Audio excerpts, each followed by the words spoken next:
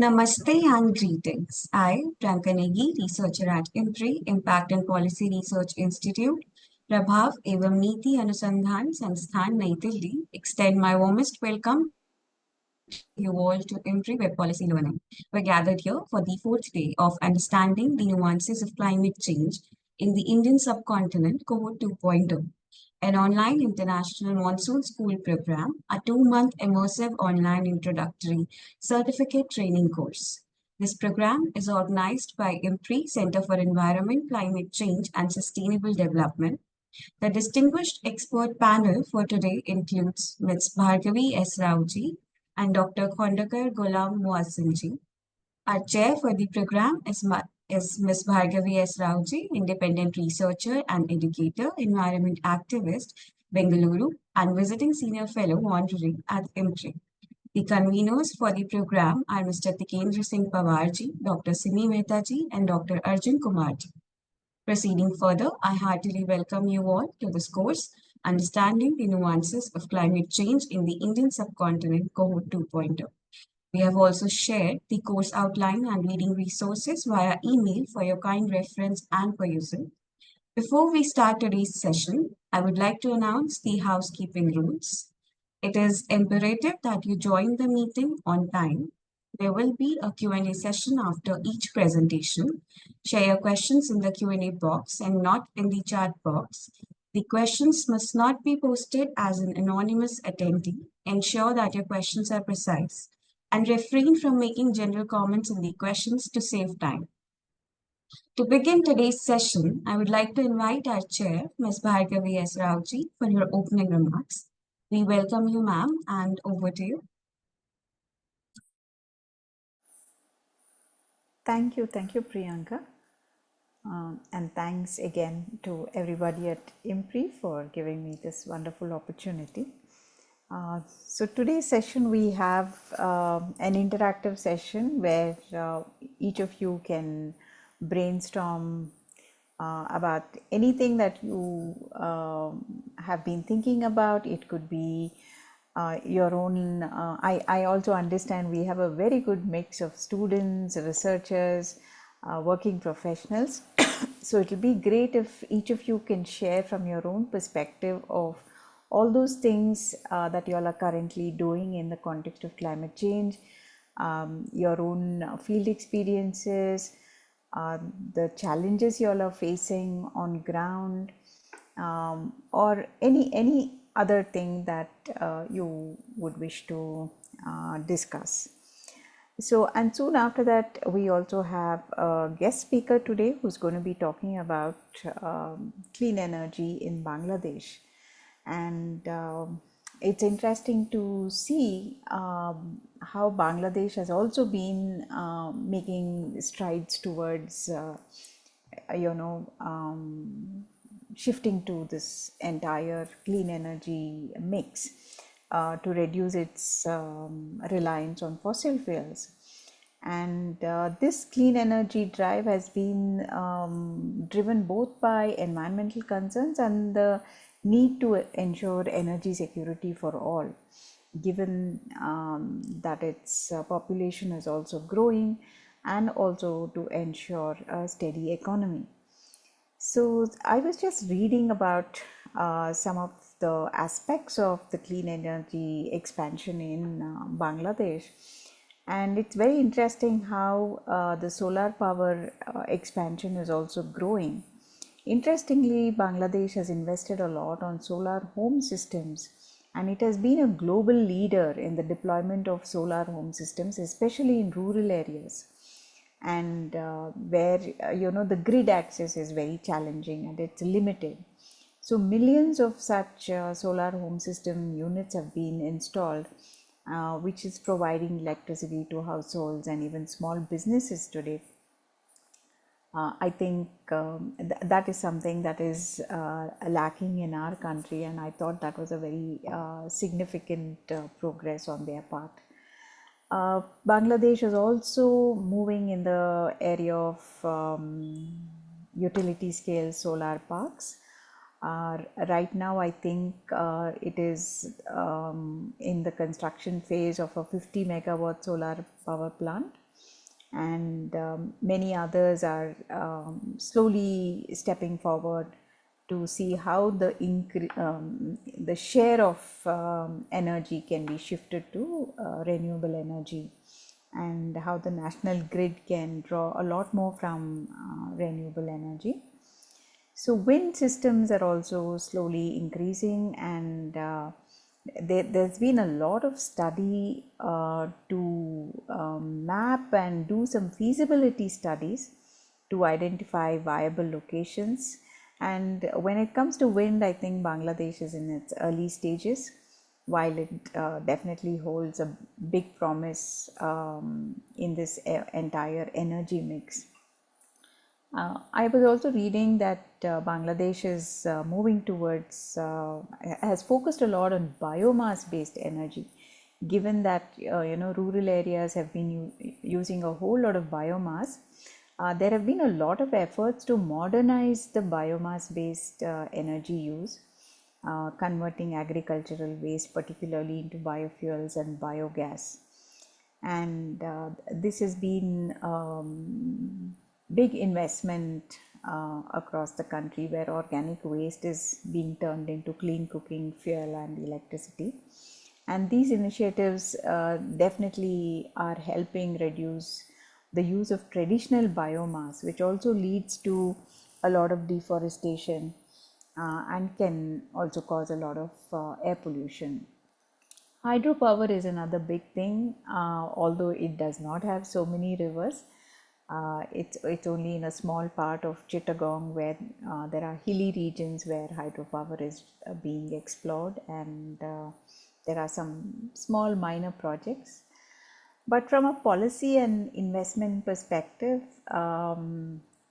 they do have a renewable energy policy, and this particular policy has laid the foundation for Bangladesh's renewable energy ambitions, setting its targets so that the shift is towards clean energy, and particularly so that the national grid can draw a lot from clean energy systems.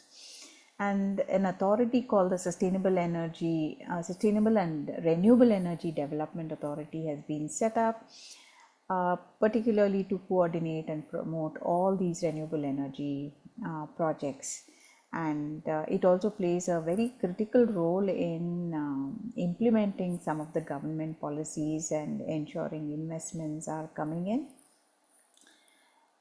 Bangladesh is also looking at foreign investments and partnerships, and there has been some involvement of the World Bank and ADB, and I guess one now needs to wait and see with the changes that are happening in Bangladesh, which direction things will move. Yes, there are a lot of challenges despite all these efforts. And there are also challenges with respect to technical expertise and availability of land, like in India. So these challenges need to be worked out so that local communities are not put in a disadvantage. I think on a future outlook, Bangladesh is aiming at 10% of energy from renewable energy sources by 2025, with an ambitious plan to increase this. But again, given the current political climate, I guess we need to wait and see. And I really look forward to hearing more from our guest speaker for the day, as Bangladesh journeys towards clean energy. And it is very important for countries like India to also understand what's happening in the neighboring countries, particularly Bangladesh, Nepal, Pakistan, Afghanistan, Sri Lanka, Myanmar, Vietnam, and Thailand, and all these other Southeast Asian countries, because it is important to see where we are doing, what kind of dependence are there on fossil fuels, how far can we shift away from that, given that we still have a very minor contribution to the larger aspects of this entire emission compared to the global north. So we need to wait and see, and also see what kind of negotiations these countries are also pitching at all the international meetings and discussions. And with that, I think I will close this introductory remarks, but I think we will open the floor now for interaction with all of you, and we will look forward to questions and areas of discussion we all want to have for another hour or so till our speaker comes. Thank you. Thank you so much, ma'am. Like ma'am said, the platform is now open to everybody present here. You can share your insights, any topic that you would like to discuss, so far what you have learned in the fellowship, any comments regarding that, uh, any input from the participants is more than welcome. You can raise your hand or you can also type in the Q&A box or the chat box.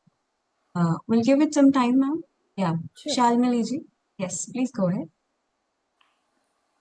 Hi, thank you so much for all the effort that's been put in to actually make this workshop happen. And I feel it's a very important sort of topic that needs to be talked about.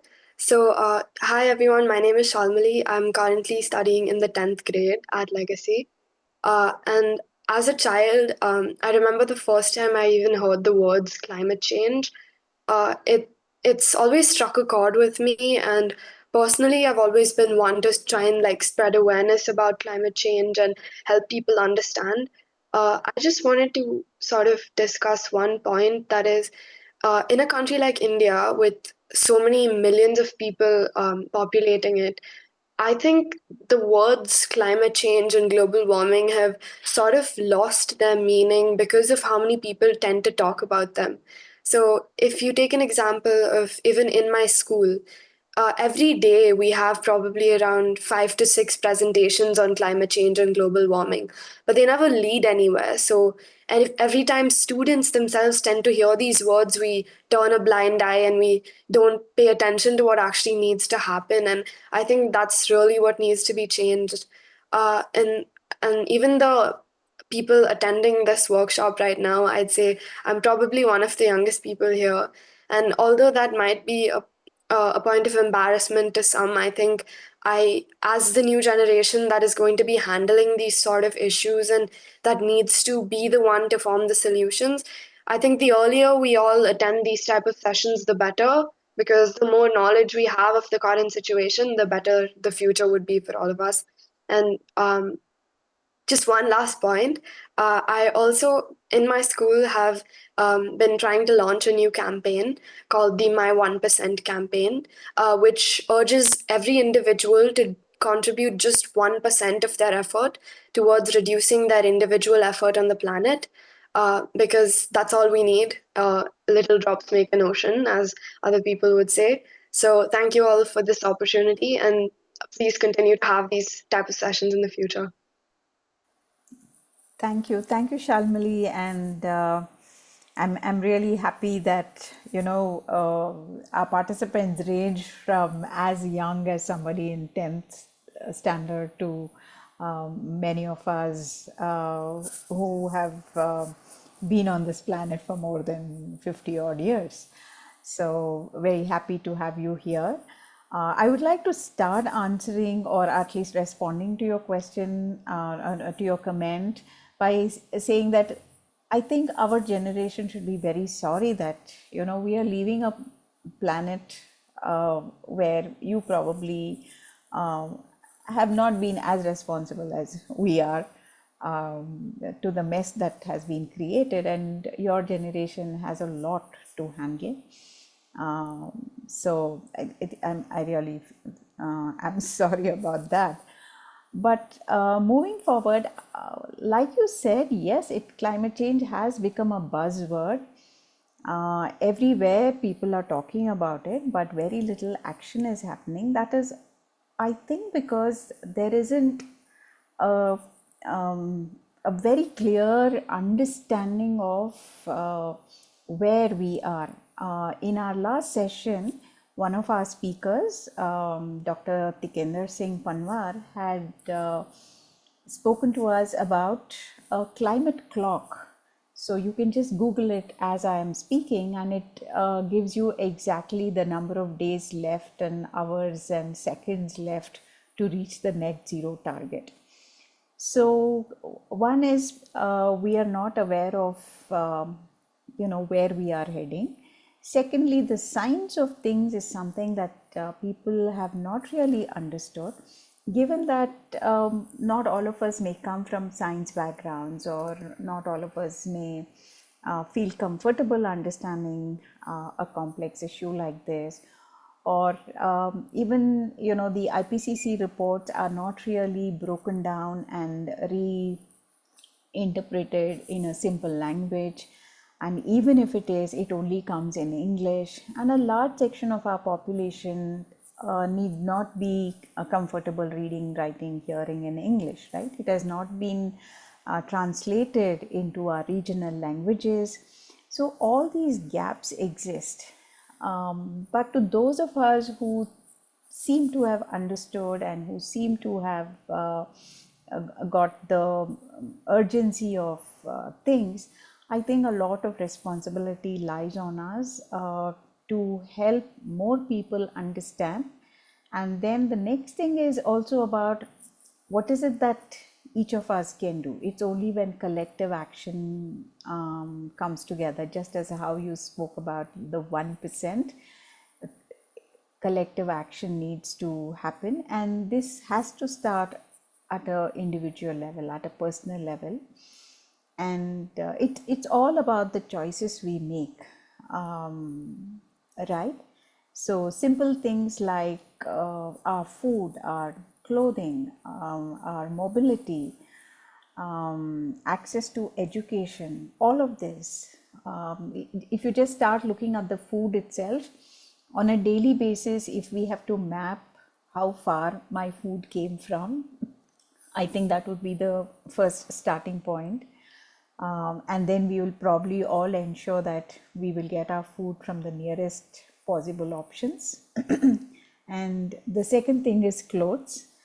How many of us today are even aware of the different kinds of weaving that happens in our state, right? And unfortunately, these are livelihoods that contribute very minimum, negligible amounts of carbon emissions, and but then these are livelihoods that have been slowly erased over the last 50, 70 odd years. And today our weavers across the country are suffering. They don't want their children to take up the same livelihood because it doesn't pay. A bunch of issues around there. So in fact, this month, August 7th, we celebrated the Handloom Day, and there were lots of articles everywhere, and each of them at the end seemed to say that if we have to tackle climate change, the only option is to go back to hand-woven products, hand-woven clothes, hand-woven products for everything as far as possible. So these are things that we really need to kind of think about. And then mobility, how comfortable are we walking, cycling? I know our cities are not designed for cycling. We have a long way to go. But that is where we could start. I think it's time for us to get to the streets and demand the kind of infrastructure that is needed for safe walking, safe cycling. And if each of us can ensure that all our needs are met within 2 to 5 kilometers of where we are living, then a lot of our own traveling can come down. And again, talking about public transport is another big thing. Today our cities are clogged because private modes of transport has become the way, and big cities are having their own challenges to expand public transport. And again, when we are talking about public transport, while metros do reduce emissions, the entire construction of metros, as you are seeing in Bangalore, is another very arduous task, which is ripping open the city. It is causing a lot more traffic jams, a lot more dust. So everything is coming at a very big cause. To solve one environmental problem, we seem to be creating 100 others. So where do we strike the balance? So all these are conversations that we need to have regularly at the home level, at the neighborhood level, and at the school level. So I think as part of your 1% campaign, if these are questions that can be asked and worked out within your class, within your school, and also see what's happening to your waste, how much of it is recycling, how much of it is landing up in unscientific landfills, I think then there is a lot of hope. And thanks to people like you, because if it was not for the kind of enthusiasm and energy you bring, I think there would have been no hope. But I see a lot of youngsters engaging on these issues, trying to do something through podcasts, through writing, through holding workshops. There are many things people are doing. I recently also witnessed a street play on climate change, which was very interesting. So I think there is a lot of energy there. Yeah.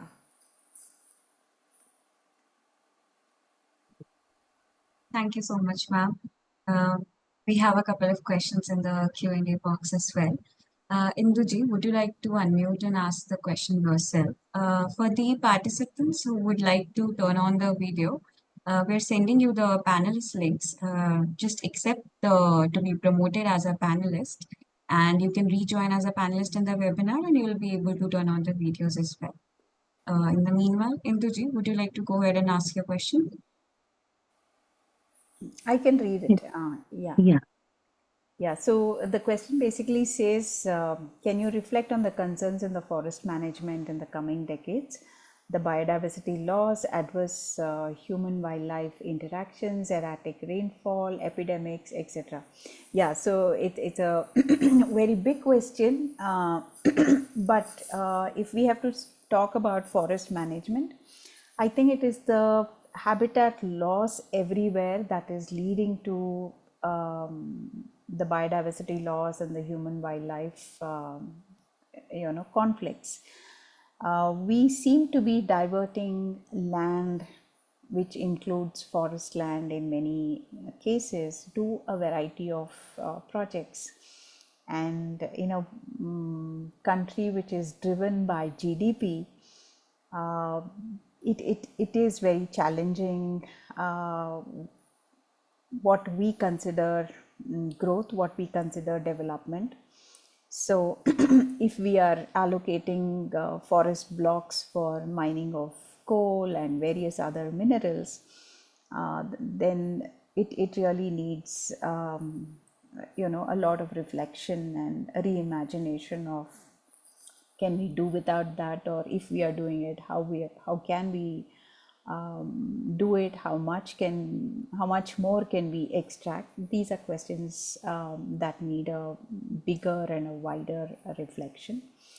But it is because of this diversion of forest land and areas in and around the forest areas that there is a huge habitat loss, and it is this habitat loss that is pushing wildlife out of the forest, and they are coming into agricultural fields. There is crop loss, particularly we hear a lot of elephants coming into agricultural fields, destroying the standing crops. And then there's also a lot of man-animal conflict resulting in deaths. And this is triggering a different kind of reaction in rural areas, because most of our farmers are small and marginal farmers, and for them that 1 or 2 acres of land, or sometimes even lesser, is what brings the household level food grain for an entire year. And if that crop is gone, it is impossible for them to recover that year, right? So in such instances, they don't even have the time to go and fight for a compensation.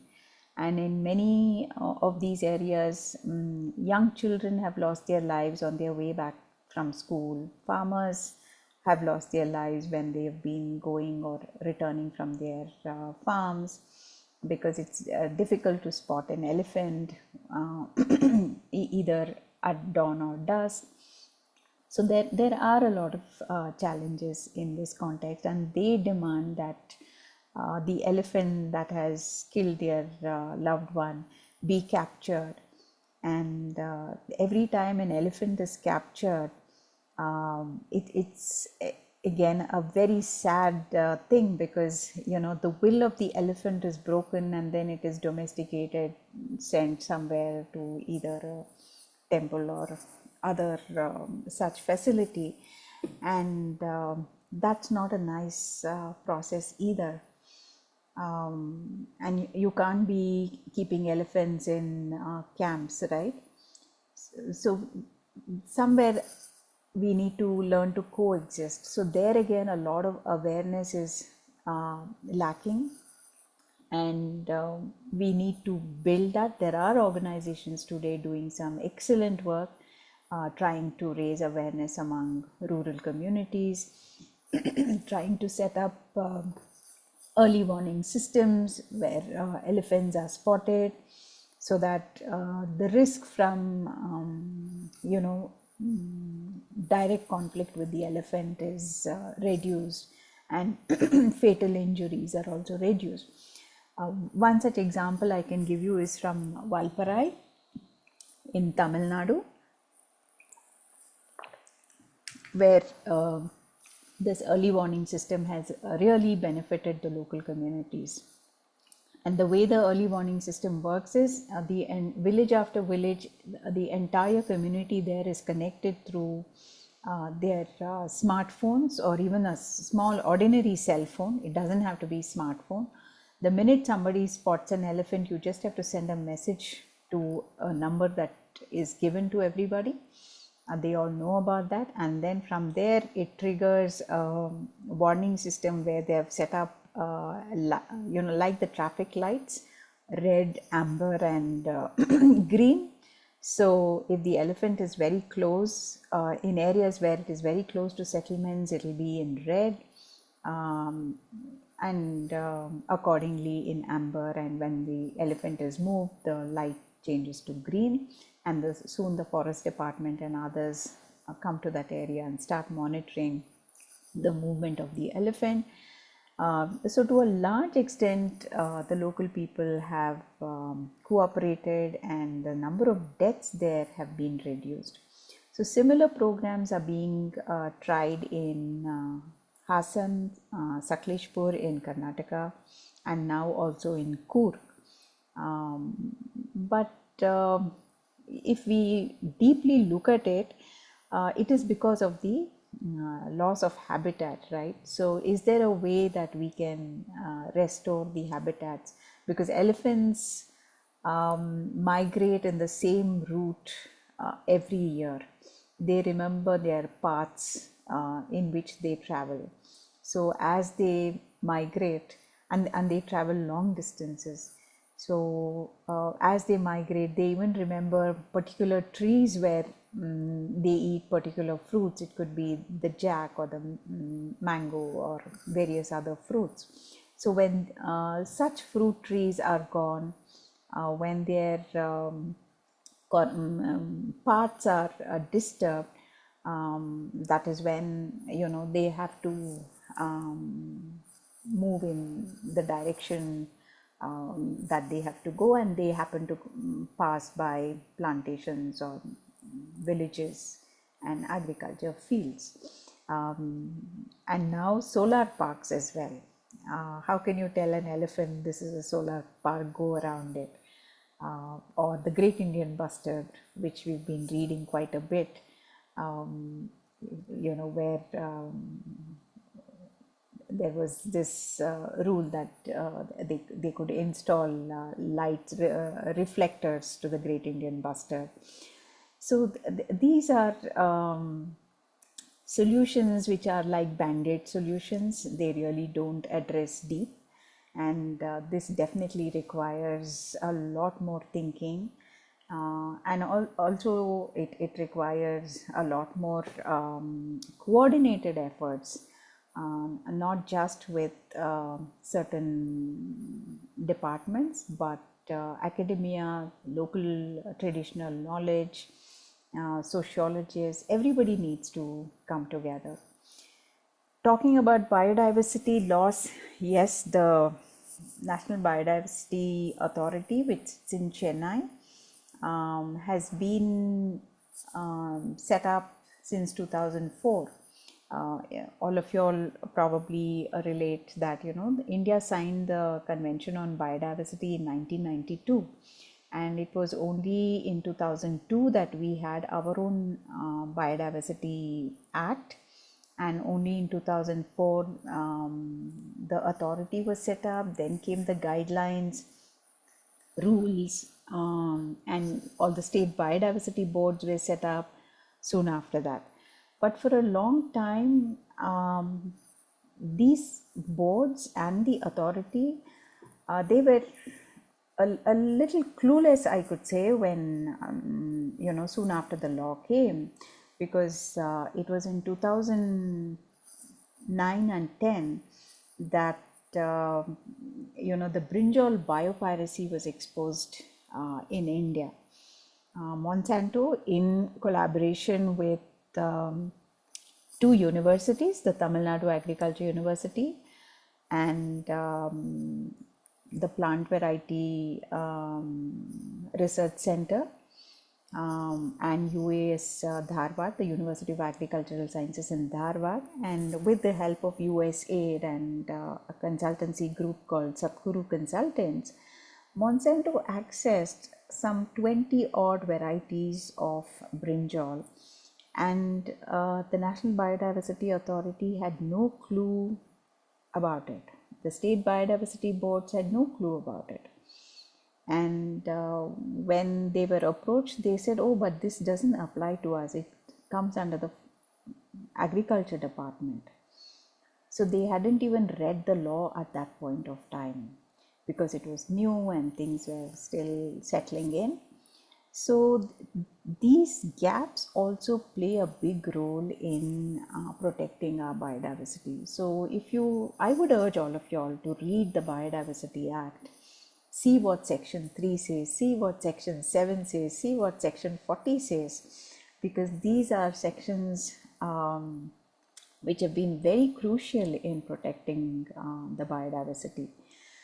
That also reminds me of another story of, there was this very pretty fish called Miss Kerala, and it's a silver color small fish with an orange and black line that runs across its body in the center. And this fish was taken for some aquarium conference in the 2000s, and it became very famous, and soon it was associated with all kinds of feng shui properties and things like that, and it became popular, saying that if you have this fish, you will get a lot of money and you'll become prosperous. So why not? Everybody wanted it, and the streams and rivers and all other water bodies of Kerala were mined out to get this fish at any cost, and soon it had reached the red list of the IUCN. So it was only after it reached the IUCN red list did we wake up. All the concerned departments then started putting some action in place to ensure that this fish did not become extinct. So it's the same thing with a whole lot of other biodiversity, and there's very little that is being done. I could say, if you look at the state action plans for all these threatened species, it is very appalling, and ignorance has become bliss. The fact that we don't know what we are losing is also another major problem. I can give you one more case of how some 190 plants have been removed from the purview of the Biodiversity Act itself.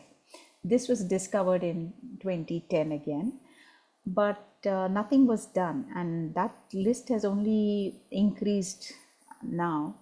So you have a whole lot of plants which don't have any protection only because they are traded as it's a commonly traded commodity. So in that list we have a variety of the peppers, the forest trees, herbs, shrubs, a bunch of things. And interestingly, among that 190 plants that was removed from the purview of the Biodiversity Act, 15 were either critically endangered, vulnerable, or nearly threatened. Why would anybody remove them from the purview of the Biodiversity Act, right? You would in fact give it more protection. But just because it was traded as commodities, it was removed from this act. So what does that say? So it was extracted from our forest so that it could be exported, and the pharmaceutical companies across the world were accessing them, and it was probably coming back to us in various kinds of pills for all kinds of beauty treatments and to extend life and so on and so forth. So this is where a lot of awareness is still I can say way behind, while there is a lot of enthusiasm around today. I see a lot of enthusiasm in youngsters to learn about the biodiversity around their own neighborhoods. I see a lot of cities doing tree walks and bird watching and butterfly walks and things like that. But that knowledge of being able to identify birds, bees, butterflies, ants, trees should not just stop at that. It should go beyond who is governing these, who is responsible for these. What is it that we can do as a community? Can we engage with the State Biodiversity Board? What are the functions of the State Biodiversity Board? So if there are places in your city or your neighborhood where there are some beautiful set of trees, it should be the State Biodiversity Board that identifies that and makes it a biodiversity hotspot.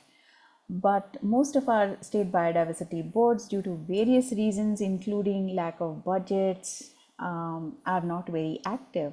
So city after city today, the outskirts, we are losing a whole lot of the green patches, including the sacred groves and other such green patches, which otherwise should have been preserved for posterity.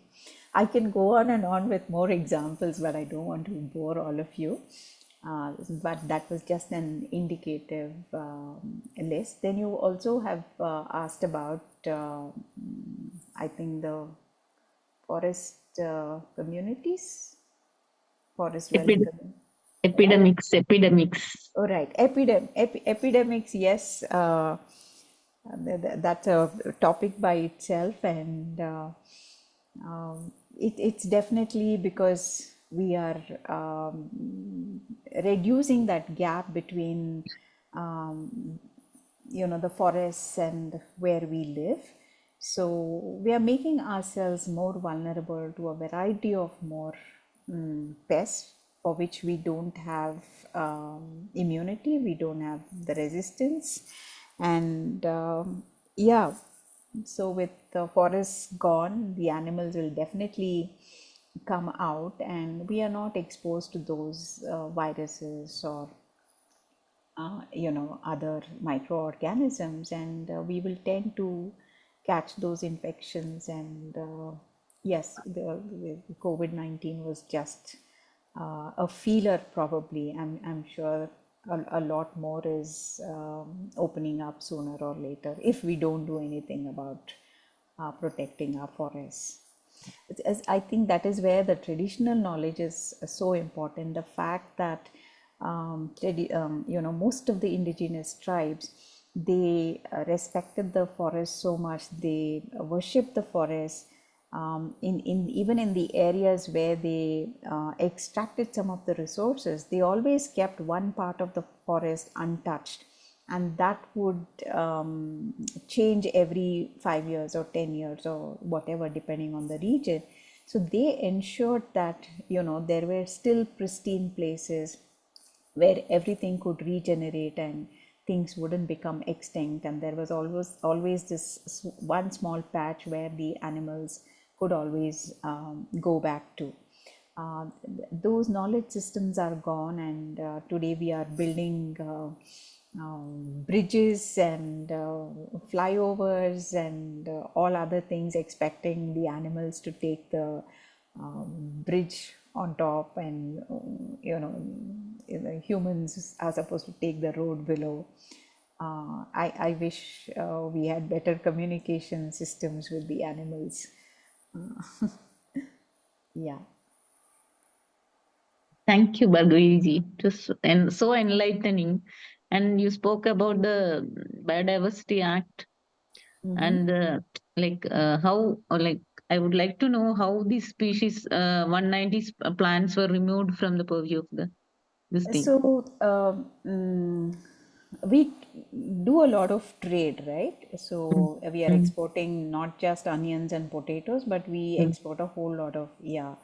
So there is this department for trade and commerce. So all the traders went and negotiated with them, saying that if these plants have biodiversity law protection, then every time we have to go to the National Biodiversity Authority asking for permission to trade. So it makes our life hell. So can you do something about it? And as a result, the Ministry of what is it? Commerce. They intervened, and that's how they started populating a list of all those plants which were traded. And at one strike, there is a notification on the MOEF website. You can see with one notification, they just removed a bunch of these plants from the purview of the BD Act. It was 190, but now I'm told that list has gone up.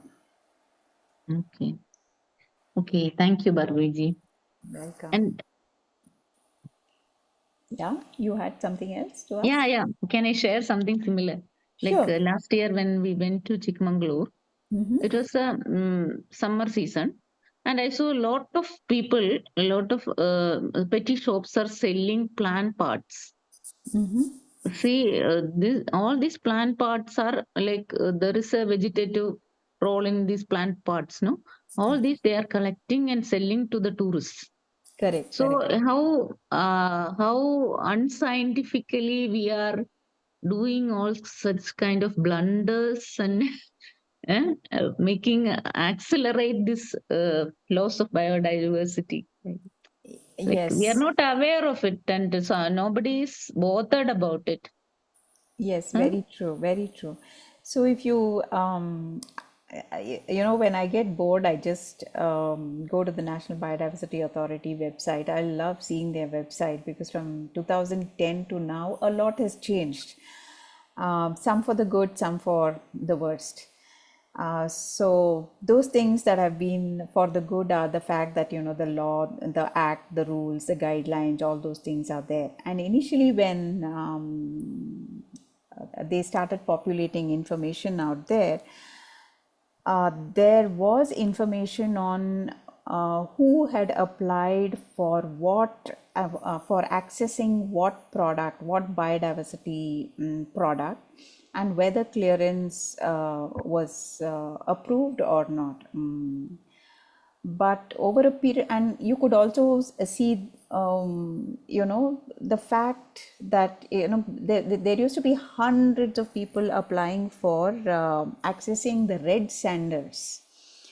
and of course a variety of other spices and tree products, what you just mentioned. But now, over the last couple of years post COVID, that data is concealed. So you and I can never understand who's applying for what. It only says this many applications came, this many approvals have been given, this many are pending. So you will never really understand who is accessing what is being plundered in our forests. So, these are very interesting things. And if we dig a little deeper, we'll definitely be able to understand what are those products that people are buying. Because, in most of these hilly touristic areas, uh, all these spices and a variety of other plant products are sold for various reasons, and they are not commercially grown. It has to be accessed from the forest, right? So that's just a little piece of information. Thank you, ma'am. Thank you so much, ma'am. We have a couple more questions. Shrishti Stutiji, would you like to ask yourself?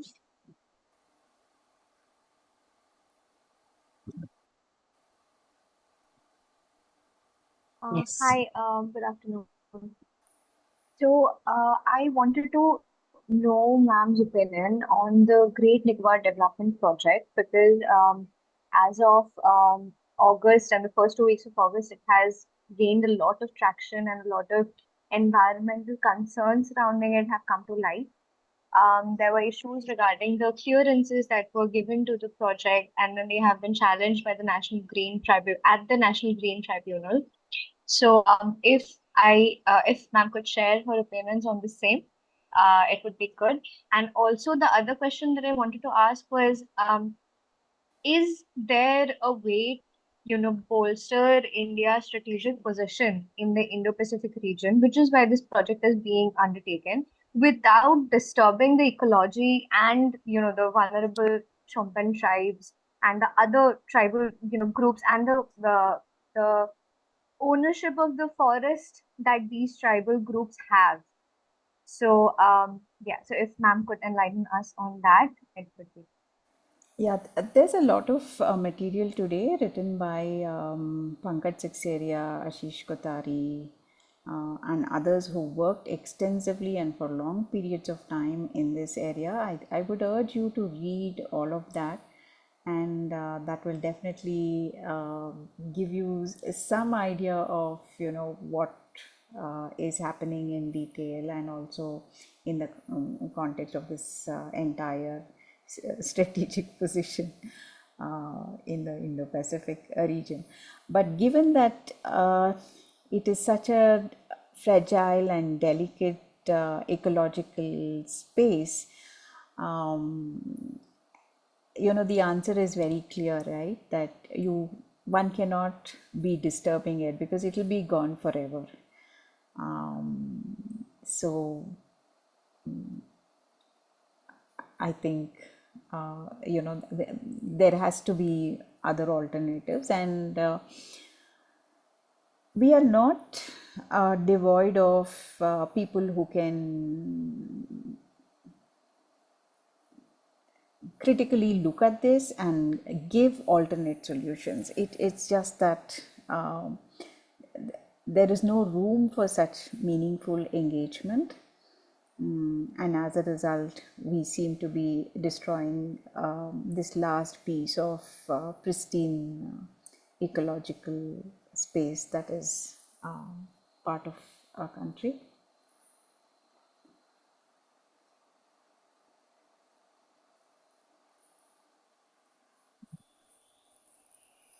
Thank you, ma'am. Another question we have is from Satviki Atlaji. Would you like to go ahead and ask your question? Yes, hi. I wanted to know your opinion on how climate change induced migration is affecting both the migrants themselves and also the places they are migrating to, so our cities, and what is really happening with the fish stocks because of mechanized fishing, and how is the loss of livelihood, how could that be mitigated in these coastal regions? Yeah, thank you, Saptiki.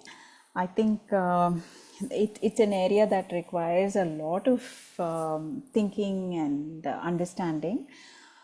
See, first of all, the entire coastal belt of India is affected by climate change, and that itself is causing challenges to the fisher folk and their livelihood because of the erratic rainfall or the low tides and high tides and the timings and various other aspects. And given that there are these mechanized fishing units and the rules that don't allow fishermen to fish beyond a point or catch certain kind of fish, all of that has made life for the fisher folk extremely challenging. For example, they are not supposed to hunt sharks. But if the fishermen ever were to hunt a shark, it's not that they would just cut the fin and throw away the shark like what the trawlers do, because the shark fin soup and shark fin cuisine is like, you know, big delicacy across the world.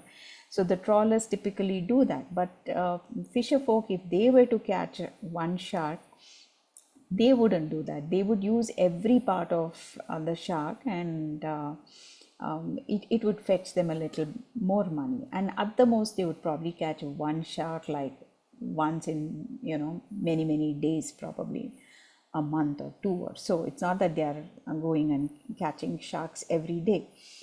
But rules have been so hard on the fisher folk as it is, and they are allowed to go only during certain times of the day, up to certain distances, and all of that. While all of this is in place, now we have also pushed them to get into aquaculture. And in many areas, fishing has been stopped, has been banned for various reasons. We don't realize the challenges of aquaculture. Aquaculture comes with its own set of challenges, both in the context of water, using that water that is used, whether it can be recycled, it can be sent back into the ocean. It is in many areas it is polluting the local regions. It's a challenge by itself. And then we are also having development of ports. We are pushing for what is called the blue flag beaches everywhere, and this entire Sagarmala project that is coming up. So all of this is only making life extremely difficult for these fishermen. And fisher folk are highly skilled people. I was in Pondicherry recently, and I wanted to see what a blue flag beach was. So there is one beach in Pondicherry called the Eden Beach, which is a blue flag beach. They've created some very crazy architecture that marks it as a beach, as a beachfront. They've created a boardwalk, and there are people sitting on high bamboo stool-like structures, looking out into the beach to see if people are drowning. It was like a scene from a TV serial called Baywatch. It was exactly like that. And then I got into a conversation with some of those people, and while I was conversing with them, I also saw there are camel rides, there are horse rides in a beach in Pondicherry, and then the boardwalk only has some fancy items like your holiday, those printed shirts you get, those fancy hats you wear, sun hats and things like that. The food section has been pushed to a slightly different area, and the women who were running these little outlets out there, food outlets, they were telling me that their men they've lived a life on the sea. They don't know anything else other than to fish. They used to leave early in the morning, even before sunrise, and would come back by daybreak, or they would leave in the evening and come back by night. And all that they did was fishing, and they knew the sea like nobody else did. But today, some of them have been, stopped from fishing, and they've been given this so-called jobs to sit and look at the sea. So she was saying, my husband is a fantastic fisherman. He knows his sea, he knows the flora and the fauna of the sea so well. But today he does a dumb job of just sitting on that stool and, looking out. His skills are elsewhere, and it is not used completely. I feel very bad about it.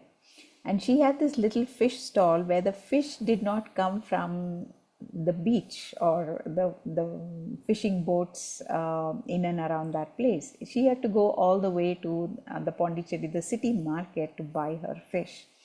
Then she said that they are not allowed to fish out there. They're not allowed to park their boats out there. They've been given a very secluded spot where they have to park their boats. There are only certain times and spaces during which they can fish. So this has definitely resulted in many people moving out of those coastal villages, fishing villages, and they've started looking into construction labor in and around probably Chennai or other nearby towns and places. So you can imagine somebody who is affected not just by climate change, but also by projects such as this. You get dispossessed from your life and livelihood, and then you're in a different place. You have to fend your family.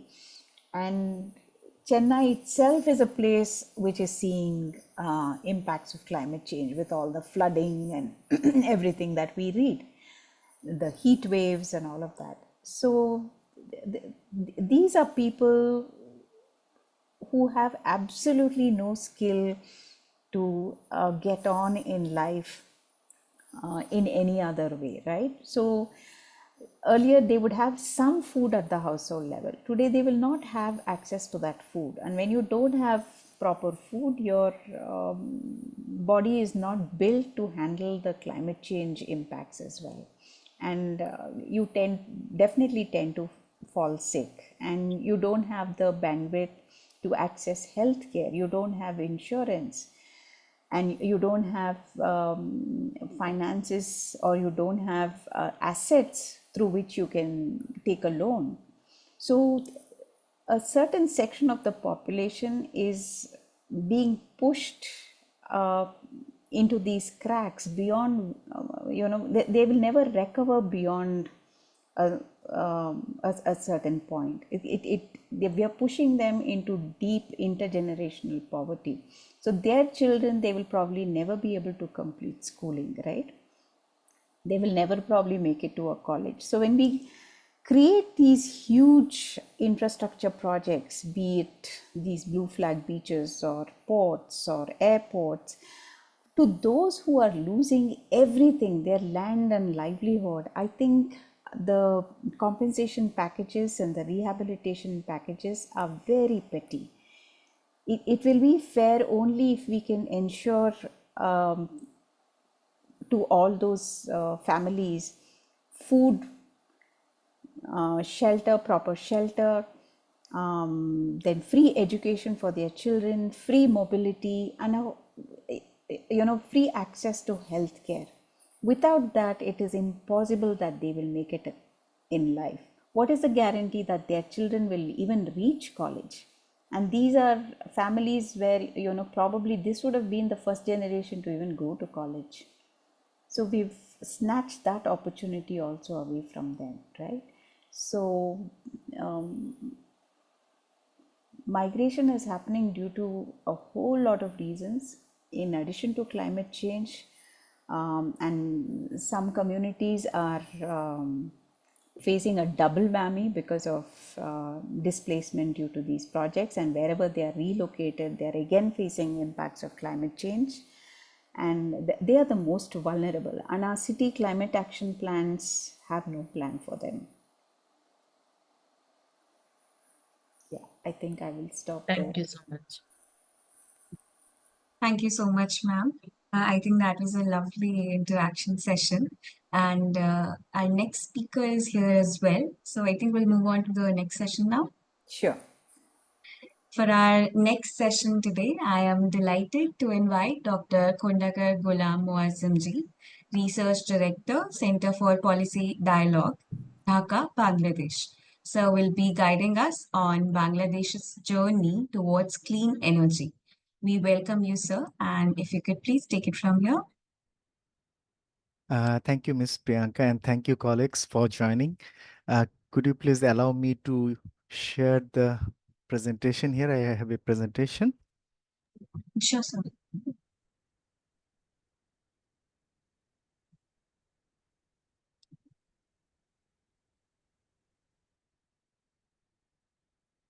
Can you see it? Yes, sir. We can go full screen. Okay. Thank you, colleagues, and thank you, IMPRI, for inviting me once again. My topic is on Bangladesh's journey towards clean energy. I'm sure nowadays you are quite aware about Bangladesh's recent political situation and others. So, but I will not go into that part. But partly it is related to the clean energy journey. So I will highlight that part as well. So these are the issues that I like to discuss with you. Initially, I will give you an overview about the power energy sector, the policies and institutions, how it operates. I, uh, uh, uh, as you understand that over most of the countries, it is still based on a fossil fuel-based energy infrastructure. So the same is true for Bangladesh. Its policies and institutions are still guided by the fossil fuel related institutions, private sector lobbies, and international players as well. But however, it is also going to take a journey towards energy, renewable energy and clean energy part that I will also discuss. And since a new interim government has taken power, so I will discuss about their political perspective, as it is to some extent understandable what they like to do or regarding energy and power sector. So that I will also like to discuss with you at a later part of the discussion. I think this is more or less similar, I would say, and not like that of such extent of other countries. This is the energy scenario of Bangladesh, and you can easily imagine that almost all are the fossil fuels that are being used.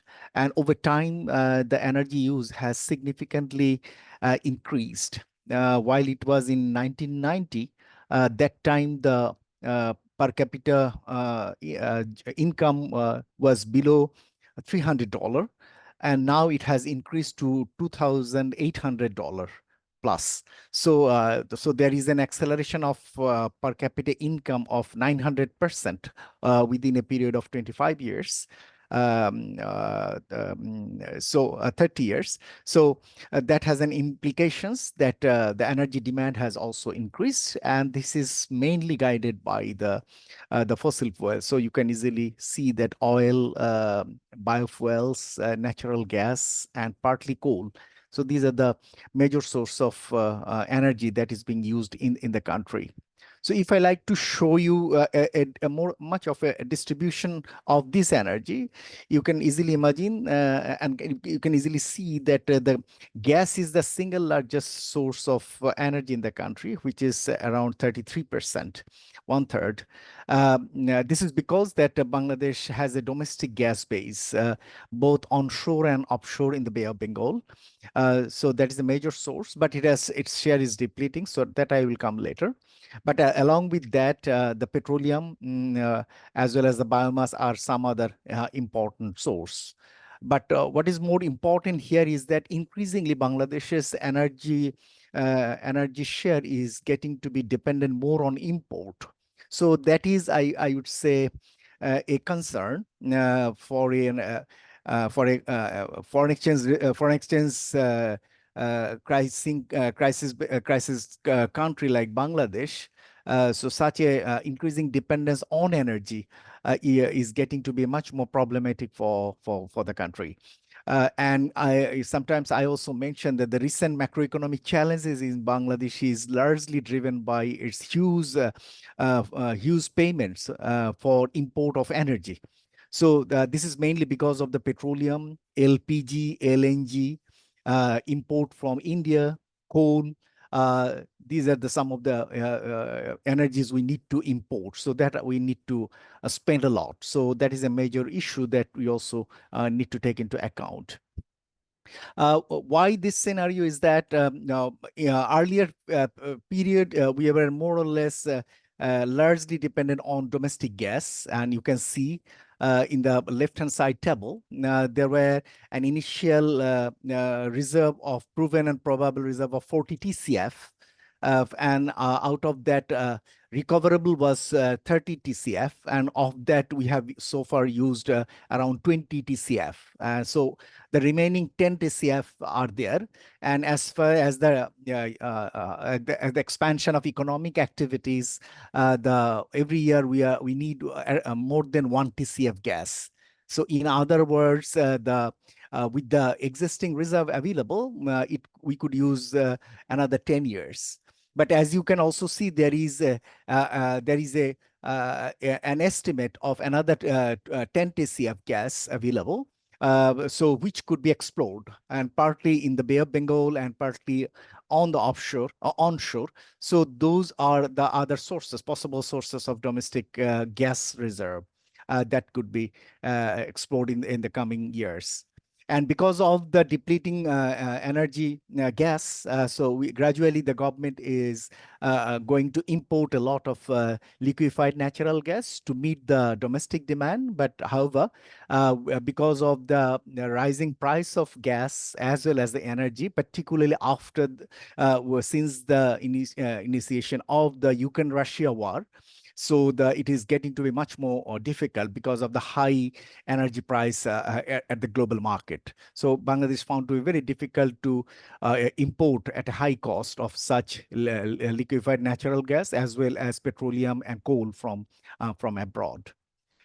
And so what is overwhelmingly we observe is that because of this energy base, it is and it is mostly fossil fuel one, you can easily understand that carbon emission point of view, it is rising. And of course, since natural gas is the major part along with LNG, so it has contributed the highest part of the carbon emission, and followed by oil and coal. So still there is no such trend of a reduction of the carbon emission through this energy use point of view. So Bangladesh's overall economic growth is largely contributed by fossil fuels so far, and it is still contributed a carbon emission in that point of view. But what is a fact is that Bangladesh's contribution in the global comparison, it's very, very low. Bangladesh is actually contributing only 0.4% of the global carbon emission that is taking place every year.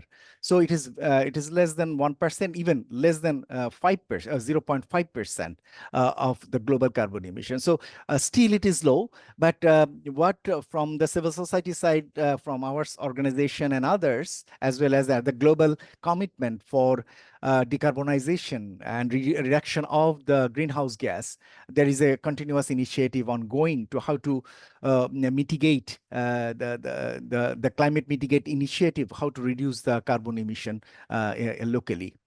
And the same is true for the per capita estimate. It is shown that the per capita the carbon emission is also rising, and as well as the other estimates are also showing a rising trend. So overall, it is still in a rising trend in Bangladesh, but we are expecting that if Bangladesh going to politically and operationally taking a energy transition initiative more effectively, as partly we observe in India. So the carbon emission level will gradually slow down in the coming years. If I like to actually give you some sectoral dimension of the energy use, out of the overall energy use, power sector is actually the most important sector where the majority of the energy being used at this moment. At this moment, Bangladesh has a generation capacity over around 30 gigawatt. This is a little bit earlier estimate. It is now a 30 gigawatt with on-grid and off-grid. But what is more important in the left-hand side figure that I like to mention here is that though the capacity is quite high, but the actual demand or actual use is quite low. So there is a huge gap between the capacity, generation capacity, as well as current energy use, which usually called the reserve capacity or the reserve margin. And that is, in our recent estimate, it is 41%. So, such a huge reserve margin is not healthy, in a sense that usually in a developing country it is considered that 10% reserve margin would be fine for any kinds of emergency energy, power demand. That 10% is okay, but at this moment we have a reserve margin or excess capacity of 41%. So why it is has a financial and economic implication is that all these additional capacity are not without cost, and government has contracted with the individual independent power producers, both local and international companies, to provide a capacity payment charge if it is not use the minimum required level of capacity every day. So that capacity charge getting to be a major financial as well as a fiscal burden for the country. And that's why this huge difference and huge reserve margin is getting to be a major concern. And we are strongly against this such a high reserve margin because that is not actually required. And our renewable energy journey is quite far behind compared to that of India or even Pakistan as well. But what is positive here is that though it is quite behind, but very recently the renewable energy, particularly the solar PV use is it is rising along with the wind power as well. So there is a target for the from the government to rising the current share of less than 5% to increase it to 10% by 2030. And to 30 or even 40% if possible by 2041. Though it is quite ambitious, such target to be reached, but a positive vibe is currently ongoing, both within the government as well as the private investors and the public sector, to go more investments on the renewable energy. And one particular reason for such positive image is that because of the huge import payment for imported energy, that can be replaced by the renewable one. So that is the major economic pressure that currently we are observing, and that's why renewable energy investments on the renewable energy is growing. In terms of the gas consumption as well as the petroleum consumption, you can see that within the gas sector, power sector is used over almost half, 40% is used by the power sector, and the industry is also used another 19%. And captive power is also used by industry, that is another part. So almost all these three contain around 70%. So meaning that there is a potential to go for energy transition by replacing gas in these three areas, not only in the power generation, but also in the industry, as well as in the captive power part. Even there is a part of gas is used in other sectors, but these are the three major areas where a transition could play a major role in the coming years. The same is true for the petroleum products, where majority of the diesel and octane used for the transport sector, it is around 2/3, and along with that of the agriculture.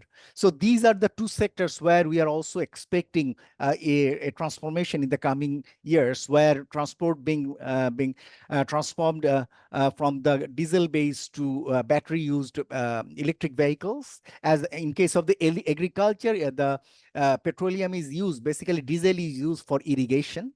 And there is there is an initiative currently going on to replace this diesel-based irrigation to solar-based irrigation system. So these kinds of things are going on. However, the pace is not as much as it should be, but there are initiatives currently ongoing.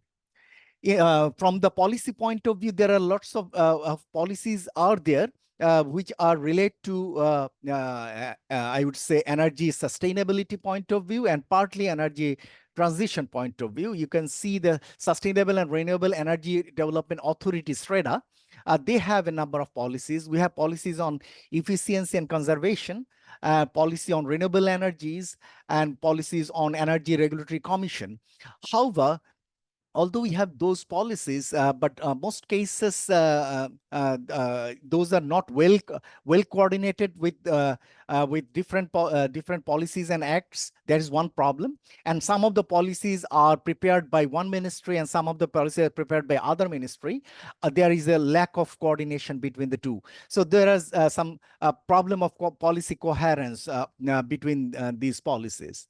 And out of the recent policies, we found that in terms of the energy transition point of view, we found that these are the policies which could play a major role, like Mujib Climate Prosperity Plan 2023, Net Metering Guideline, or Sustainable Finance, or Bangladesh Wind Map. So these kinds of policies are there.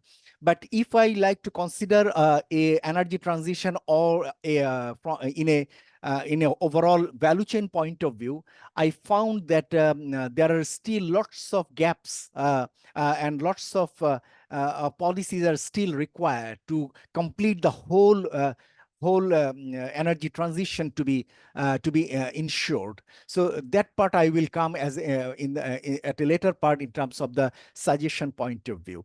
But these are the recent policies currently available and under which some major decisions have been taken by the government. And if I like to actually categorize them in terms of their clean energy perspective or energy transition perspective, then the green ones would be supportive, considered to be supportive. The yellow one could be considered to be gray, and the red ones are considered to be not available. So on the left hand side, you can see the indicators. So what we expect that if we like to go for a clean energy path, so these are the indicators which need to be complied with by the policies. And unfortunately, most of the policies are still not comply with the energy transition path. Or there are some, like the Sustainable Renewable Energy Development Authority Act. They have partly greener in their part, but there are a number of other indicators where there is no specific guideline mentioned by the Act. And the same is also problematic for some other policies and acts as well. So currently this the last column, the Renewable Energy Policy Draft Act, is currently being drafted. So we are actually trying to pursue that. These also need to be much more coherent in terms of the energy transition point of view. And there are lots of institutions out there in the power and energy sector. These are the public sector related organizations. Here you can see under the power division, they have 15, and there are another energy and minerals division, they have 14 or 12. In total, I found that there are 29 or 30 different kinds of organizations are there. But if I like to specifically identify a single institute which is dedicatedly work on energy transition, I found only one organization which is dedicatedly work on renewable energy or the energy transition point of view. And this is the red colored one, which is working on energy transition point of view.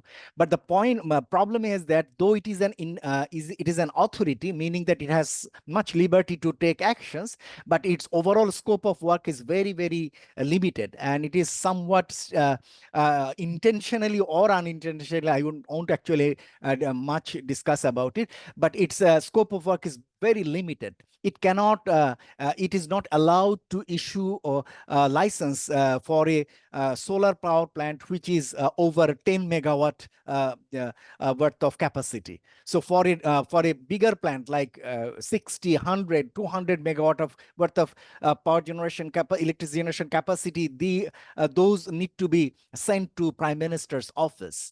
So that is not actually dealt with by this organization. And also the organization is not well equipped. So in terms of the its capacity point of view, it is still not yet found to be fully operational, fully functional. I found India has the same IREDA organizations and some other commissions and councils available who are parallelly working at a state level. So those are found to be much more, I guess that those are much more impactfully working at a state level as well as the central level. But this is one area where we are going to suggest that how to upgrade this organization's capacity and to make it a focal point in overall energy transition in the country. You know about nationally determined contributions, NDC, that countries are commit how they will reduce greenhouse gas emission. Since Bangladesh's overall emission level is still low, so so it has not yet committing at a high level. So it has an unconditional commitment as well as a conditional commitment. So the conditional commitment means that if the foreign support is available, financial and technical support is available, Bangladesh will take much more bolder step to reduce greenhouse gas emission. So at this moment, its major target sectors are power, transport, industry, agriculture, and brick. And household level. So you see these are the some of the sectors where it like to reduce greenhouse gas emissions. But what we have tried to calculate that whether Bangladesh's current initiatives are in line with what it has committed to achieve by 2030. We found that its commitment for reduction of the greenhouse gas in the power sector is not consistent with what it has committed in the NDC level, even at UNFCCC. So though it has some good reports, commitments, but its implementation is still at a major at a problematic level. However, within that, we found some positive indications from the political front. The earlier Prime Minister, while she was in power, she attended the COP26 in UK, and there she committed that Bangladesh will achieve a 40% of its total energy from renewable energy sources by 2041. So that enthusiastic, actually created a much more enthusiasm among the renewable energy groups, lobbyists within the country. And that's why lots of initiatives are going on. And based on that commitment, I have earlier mentioned about Mujib Climate Prosperity Plan that has also set the targets that how Bangladesh could achieve that target of 40% of its total energy requirements from renewable energy. So that kinds of commitments are there. But as I say to is that political commitment to be finally being effective after passing through the bureaucratic level and through the business level, there's a long gap and the long process, and that is always not happened in an easier way in our country. So those challenges are there. I thought that I need to give a slightly a reflection about the government's budgetary allocation for the power and energy sector. I won't actually bother you much, but just to mention that power and energy sector is one of the major top 10 sectors where government invested consistently at a higher share of its total budget. But its highest investment was in 2019, around 10% of the total budget was invested that year. But gradually you see that overall allocation for the power and energy sector is gradually declined. I think this has a logic, and we also understand that initially the rising investments was basically went for developing the generation capacity, power generation capacity. Once the generation capacity has exceeded the requirement, as you have seen that Bangladesh already has a 40% of the over generation capacity, so it need not require to invest there to rise its generation capacity much. So its investments are gradually declining, but it is still going on, and we have still concerned that the government is still providing allocation for generation. Rather, government need to allocate more resources on transmission and distribution, which are rather lack within the country. So, but fortunately, some trend of the redistribution of the resources are observing. More and more resources are currently going on for developing the transmission and the distribution system in the country. But what is concerning in the budget is that a large part of the budget need to spend on allocating subsidies to the power sector. And this subsidy actually goes to the private investors because of meeting that over generation capacity to provide the capacity payment, as I told you earlier. And we found that recently, by 2009 to 2023, within that period of 14 years, government has spent $12 billion for capacity payment. Such a huge spending has very limited justification why such a large amount of resources being spent for capacity payment. So that is still a concern, and we are still actually looking for changes, and I have given some suggestions at a later part of my presentation. What is positive here is that government has formulated a climate budget, and for the 6th time, it has produced a climate budget report, and where you can see these red color numbers, particularly the last column, last row. You can see that allocation for within the climate budget, major allocation of the climate budget goes to adaptation for Bangladesh, which adaptation is much more important because of climate-related vulnerabilities. At this moment, it is going on because of climate-related vulnerability going on in your part in Tripura, Assam, and in Bangladesh's part, it is going on in Feni, Kumilla, and other part, submerged a huge area, flooded almost 12 districts out of 64 districts. 1/3 districts have been submerged. So that is a huge adverse implication. So the climate budget largely target to adaptation part to support various kinds of initiatives related to climate-related vulnerabilities. But for the mitigation part, still it is less than 1% or around 1% in different years, though it is increasing, it is rising, but still priority in the budget on mitigating activities is still low. But I think that in the broader context, Bangladesh need to allocate more in mitigating activities. So that are being pressure. We are giving pressure to the government to much more allocate for the mitigating related activities. Now I'm actually entered my second part of the presentation. As you know, that a new interim government has taken power. So it will actually take lead to the future directions of the energy and the power sector.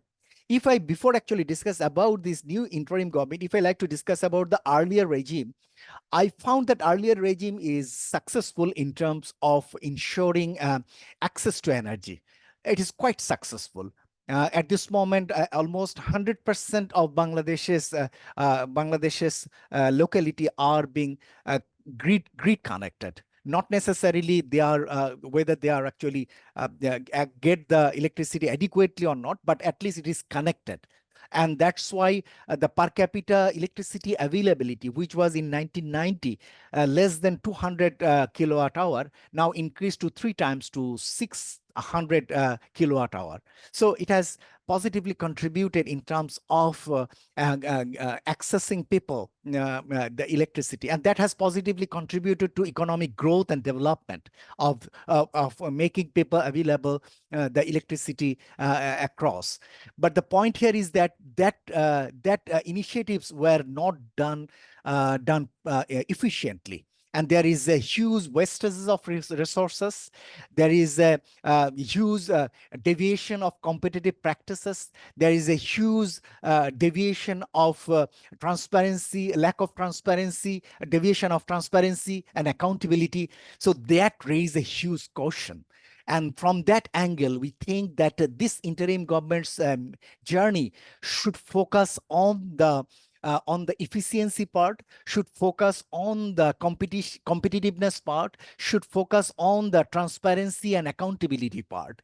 And from that angle, I found that this interim government is likely to be in a better place to address those issues. For example, the new leadership, Professor Muhammad Yunus, he earlier wrote a book. This is the cover page of the book, A World of Three Zeros. And one of the zero is zero net carbon emissions. So we thought that Professor Yunus, while he actually promoting such three zeros across the world, and this is now his responsibility and his cabinet responsibility to ensure a net zero carbon emission by 2050, and necessary initiative he could actually take. And as you know, Professor Yunus is also an entrepreneur, and he is also the founder chair of Gramin Shakti, which is called that village energy. So in English translation, and which focus on main focus on access to energy in the rural areas through sustainable renewable energy solutions, and by reducing greenhouse gas emissions. So we like to see how this new regime could actually take it forward. And one energy advisor has been appointed recently, and he also is a former energy secretary. And he has earlier experience working on solar home system in the country.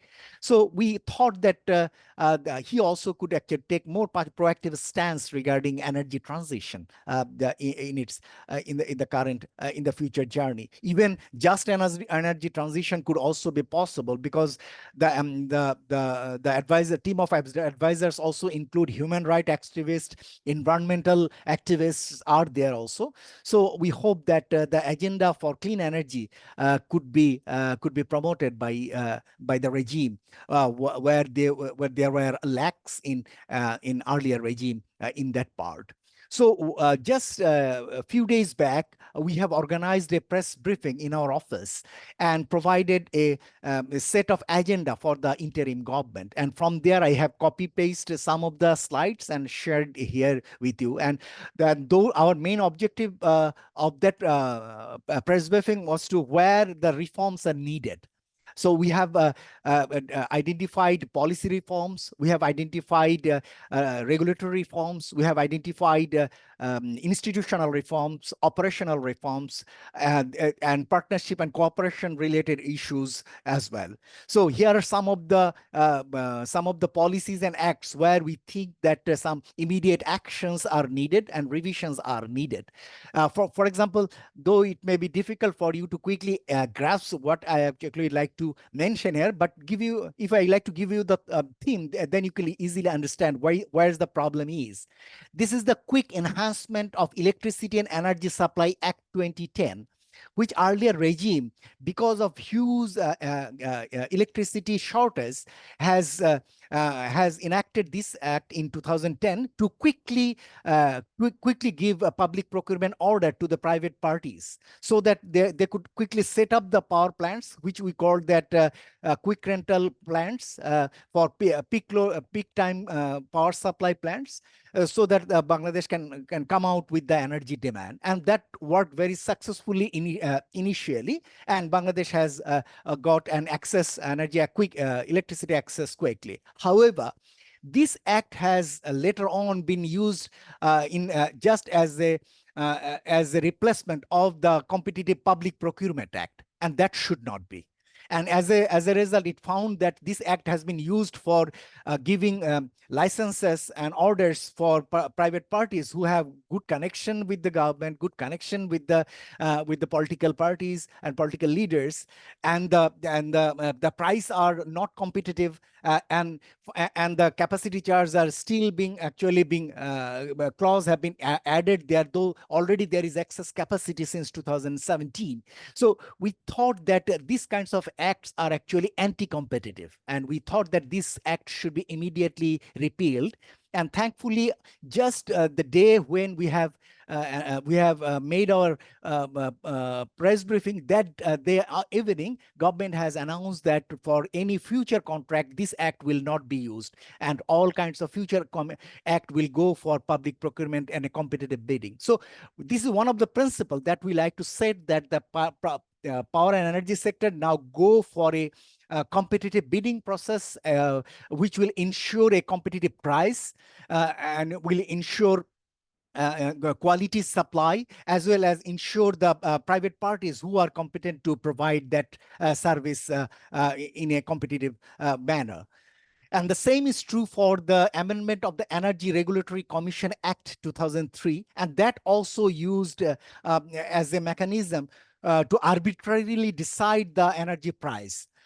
Unlike India, Bangladesh's power and energy price is administratively set.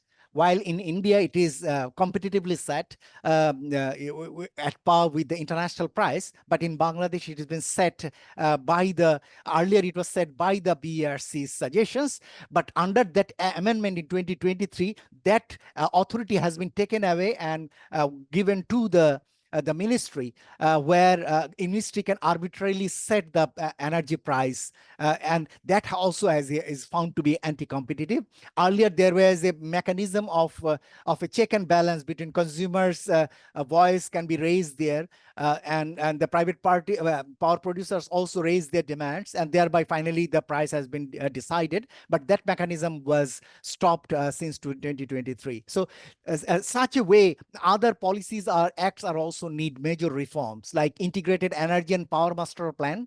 It has just been adopted in November 2023, but there were major flaws are there, which we think need major revisions. Same is true for nationally determined contributions, perspective plan, energy policy, renewable energy policy draft, and partly Mujib climate prosperity plan also need updating.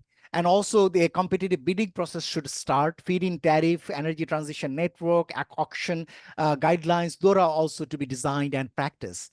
In terms of the institutional reform, as I said to you earlier, is that Sustainable and Renewable Energy Development Authority, it needs major overhauling and upgradation. As I said, it should be the focal point of energy transition, which is not at this moment. So they need major institutional reform to upgrade its capacity, upgrade the institutional quality, human resource to be improved. I saw in Indian institutions, they have research base and other facilities available. Those were rather absent here in our Bangladesh's organizations. The same is for upgrading the Energy Regulatory Commission, BERC, is also an important point. And we also suggested some new organizations here in Bangladesh. In terms of the operational part, we think that there are major changes required in public procurement, capacity rationalization, withdrawal of subsidy, and market-based pricing. So these are some of the areas where we have suggested. In terms of the transparency and accountability, we think that we need a transparent public procurement system, because without having it, the parties who are receiving it are not competent, as well as the price that has been set are not competitive price, and ultimately that burden is going to government, and partly government pass through that burden to the consumers, and that should not be by raising the electricity price, raising the petroleum price, which is obviously not required. It is, if it is competitive, the price has been set. And even the financial accounts a disclosure is also important, because some of the public accounts which are in financial information which we receive is also not found to be very transparent and justified, because there are lots of discrepancy found of their financial statements in different organizations that actually raise questions about the genuinity of their financial disclosures. I think some changes may happen in case of the regional partnership and the global partnership and cooperation part. Because under this new regime, I think partnership with USA may get promoted under the new regime. It may focus energy efficiency and offshore gas exploration, where USA has much more competency, and US companies and US ongoing investments may go there. And LNG extension may rise, which we are against it. In terms of the partnership with European Union, we are fully aware and fully waiting that clean energy related promotion will take place under the new Cooperation Act, which was postponed just before the earlier regime have been ousted. So hope that this will again resume the discussion, and Bangladesh will receive fund from there. Partnership with Russia on the Rupur nuclear power plant is likely to continue, though some negotiation is currently going on to extend the payment guideline and to make further flexibility in terms of the payment conditionalities. Partnership with India may face some uncertainties under the new situation. It may be seen that how the situation gradually evolved. Already there is a huge due of Bangladesh's side too in this power plant, got the power plant, and that also has a major concern from Indian side.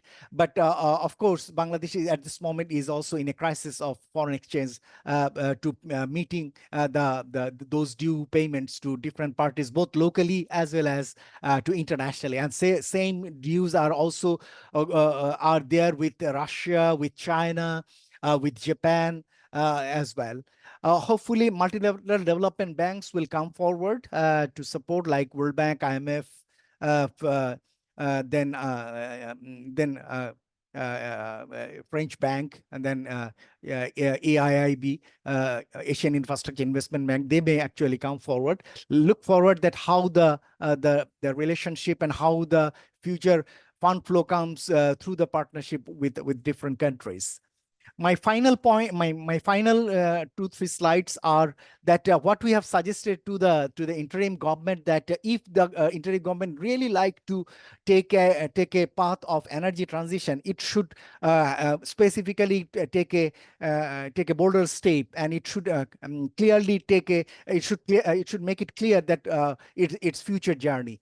And from our point of view, at least 5 phases are there for energy transition journey, where the first phase is for assessment planning, second phase for research and demonstration, third phase infrastructure, fourth phase market integration, and fifth phase is monitoring, evaluation, and adjustments. And you can see most of these are red and yellow. Red means very no or marginal progress, and yellow is limited progress, and green is modest level of progress. So only private sector engagement, we found some progress happen, though that is for fossil fuel as well as for the renewable energy one. But then we need a major reform and major initiatives from the government side if it really wants to take a longer journey for energy transition and try to like to reach its commitment of decarbonization by 2050. I have some other slides, but I don't think those are not needed. But those are basically the phase-wise what these interim government should focus on, like law revision, then some policy revision, then institutional upgradation and competitive bidding process to be initiated, like phasing out the inefficient power plants, then institutional transparency and accountability. Those can be done within the early phase, and there are also some other things that can be done in a longer time, by 6 to 12 months, like institutional reform for SREDA, institutional reform for BRC, pilot projects to be taken for the renewable energies, and also There are some projects for smart grid development, which is almost absent in Bangladesh. So huge investment is required. Foreign investments will be required for grid modernization and development, and decentralization on the renewable energy sector will be needed. Only depending on the grid, on the utility scale, larger scale renewable energy power supply won't actually meet the requirement, because Bangladesh is still a lack of land, and there is a land scarcity. So in that context, a huge amount of undisputed land to set up a large power plant for renewable energy or solar power plant is not so easy. Rather, if it is being decentralized and small scale solar or other plants could be set up across the country, that possibility is quite immense, and that is possible. So that kinds of decentralization in the renewable energy sector will be needed. So these are some of the very quick thoughts about what's currently going on and how the government should take initiatives in the future that I like to share with you. And thank you for patiently hearing my long presentation. Thank you so much, sir. That is a very insightful presentation. I would now like to invite Bhargavi ma'am to kindly share her remarks in this session. And in the meanwhile, participants, you can put your questions in the Q&A box, chat box, or you can also raise your hand and we can take them one by one after ma'am's remarks. Ma'am, please go ahead. Yeah, thanks, Priyanka. Thank you, Dr. Khondaker. That was... Ma'am, we're not able to hear you. Oh, sorry, 1 minute.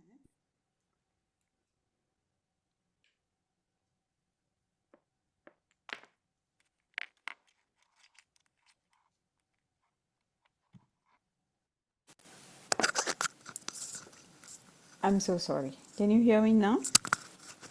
Yes, we can hear you. Thank you. Yeah, sorry for that delay. Thank you, Dr. Khondaker. That was a very comprehensive account of the energy landscape of Bangladesh. You explained very well the different sources and what the previous governments had done, and the challenges that lie now for the current government, and also the commitments made at the international level. I think that gave a very good account of where the challenges lie. But it was very impressive to also learn that there is 100% electrification of the country today, and I was also reading about the solar home systems, and that was also very impressive. I just had a question about, in the context of these utility scale solar parks, what kind of land is being taken, and then the entire process of acquisition. Is it acquisition or lease, or how is it working out? Oh, thank you, Dr. Bhargavi Rao, for your queries. I think in case of the utility scale solar plant, it is basically happened to be when it is under the government sector, the acquisition has been done by the government, and the land has been given to concerned authority to use it. But as you are you are very right. A country with with very small unused land is quite scarce here. So undisputed land is very difficult to get. But what currently been happening here is that there are some khas land which are under the government's jurisdiction. Those are basically targeted for using land acquisition and for development. And more and more in recent times, the lands available near to the seashore or the river shore areas are being used for setting up the power plants. So this way, these utility scale power plants are being set up in Khulna region, in Chittagong and Cox's Bazar a good number of utility scale solar plants, and also in Rangpur, in the northern part, there are also, and Sirazganj area, my missing area, some of the solar-based power plants have been set up. But what I am actually saying here is that since land scarcity is quite acute in Bangladesh, unlike India, where they have vast area of land and desert areas, enormous desert areas, we don't have that that kinds of land and solar and areas are available. So that's why we're suggesting that instead of actually concentrating only on utility scale one, rather go for microgrid and mini grid kinds of one, or the rooftop one, so that it can be alternatively use the areas available in different districts and sub-district level and can generate electricity there. But one challenge for that here is that it needs a smart grid, which could accommodate the variance of the electricity, which usually happen for the renewable energy one. So, of course, an investment for the smart grid will be, again, necessary. Thank you. And what do you mean by karst lands? Is it lands that it's not used because it's, doesn't... Yes, I think the karst land is not the land which is not under any private ownership. These lands are usually happen to be raised from the sea, or raised from the riverbank areas, river erosion and other part, and siltation and other ways. These kinds of land emerged where no private claim are there. But what happened here is that while these lands emerged or these available, local people are actually grab those illegally, but later on they have to shift it outside while government plan to do something in those using those lands. Mm-hmm. Thank you. I think on the whole, it was an excellent presentation that really helped us learn a lot and draw some similarities of what's happening in India, and also learn from other good practices of Bangladesh. Maybe I will leave the time for participant questions. Thank you. Thank you. Thank you. Thank you so much, sir. Thank you so much, ma'am. Participants, you can raise your hands if you have any questions. So we'll just give it a couple of minutes. We'll see if we get any questions.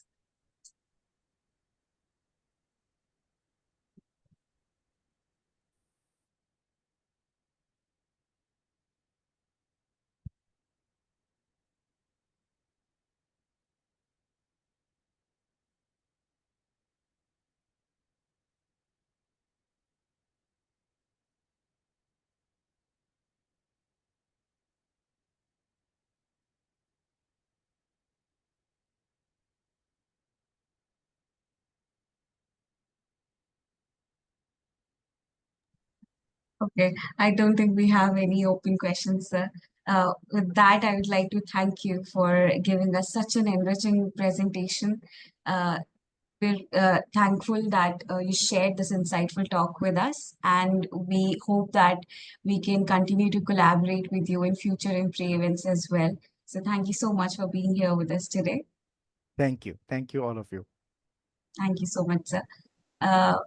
With that, Bhargavi ma'am, I will proceed for the closing remarks for the session. Sure. Thank you so much. Yeah.